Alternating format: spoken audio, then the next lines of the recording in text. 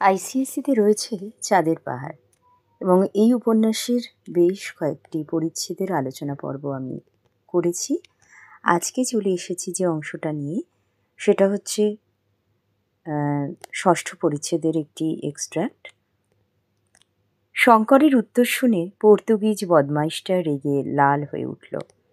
শঙ্কর ও Portuguese বদমাইশটার পরিচয় দাও, তাদের কোথায় দেখা হয়েছিল, বদমাইশ লোকটার চেহারার বর্ণনা দাও, শঙ্করকে সে কি খেলতে বলেছিল, শঙ্করের প্রতি তার ব্যবহার কেমন ছিল, উভয়ের এই পরিস্থিতিতে কে কিভাবে রক্ষা করল। এটা আইসিএসসি 2019 কিন্তু এসেছিল। বাংলা সাহিত্যের বিখ্যাত সাহিত্যিক বিভূতিভূষণ বন্দ্যোপাধ্যায়ের লেখা চাঁদের পাহাড় উপন্যাসের প্রধান চরিত্র অ্যাডভেঞ্চার প্রিয় যুবক শঙ্কর। সে অজপাড়া গাঁয়ের মেধাবী, বুদ্ধিমান, দুঃসাহসী একটি ছেলে। কাবালু নামে আফ্রিকার একটা এলাকার গুন্ডা, অর্থাৎ পর্তুগিজ আলবুকার্ক। সে পোকার খেলে, ডুয়েল লড়ে, কাবলোয় আসা নতুন লোকেদের সর্বশান্ত করে তাকে হত্যা করে সে। এটাই তার কাজ। কাবারুর রেল স্টেশনের বাইরে পর্তুগিজ আলবুকার্কের সঙ্গে শঙ্করের দেখা হয়েছিল। বদমাইশ লোকটা বলতে আলবুকার্কের কথাই এখানে বলা হয়েছে। তার চেহারা যেমন কর্কশ তেমনি কদাকার। লম্বায় সে ছিল 7 ফুটের কাছাকাছি। জোয়ান আলবুকার্কের শরীরের প্রত্যেকটি মাংসপেশি গুনে নেওয়া যায়, এমনই সুদৃঢ় আর সুগঠিত ছিল তার দেহ। সব মিলিয়ে তার চেহারা দেখলেই মনে হয় সে একটা বদমাইশ লোক। শঙ্করকে সে কৌশলে জুয়া খেলায় আমন্ত্রণ জানিয়েছিল।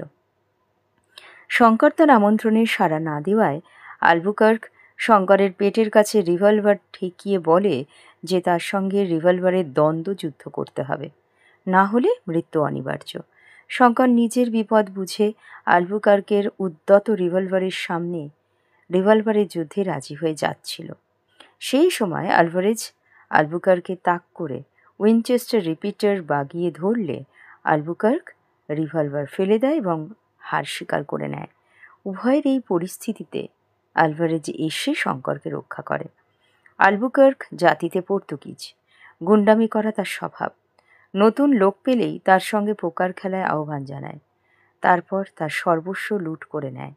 পোকার খেলতে রাজি না হলে ওইসব লোকেদের পিস্তলের গুলিতে প্রাণ হারাতে হয়। শঙ্করের সঙ্গেও সে এই রকমই আচরণ করতে যাচ্ছিল।